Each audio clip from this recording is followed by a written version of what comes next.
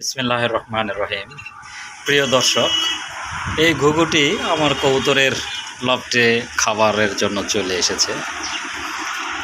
মাঝে মাঝে ওরা আসে, অনেক আসে। এর আগেও একজনকে ধরেছিলাম, আজকেও হঠাৎ করে ওর সঙ্গে দেখা হয়ে গেল, ওকে ধরলাম।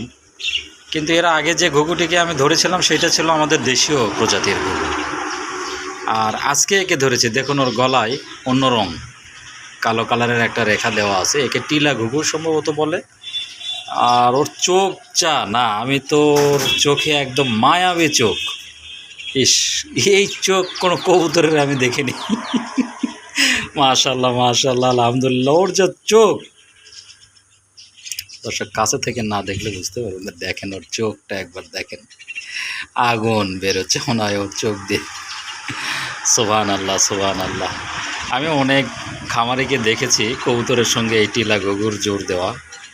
জানি না ও নর না মাদি, এটা বুঝতে পারছি না, কিন্তু একটু দেখব ও আসলে নর না মাদি। ওকে জোর দিয়ে আমার কাছে রেখে দিব ইনশাআল্লাহ। ভাবছি এটা তো আর কারো বাড়ির তৈরি না, এটা তো আল্লাহর তৈরি। তো আল্লাহর জিনিস তো নিতে পারি। তো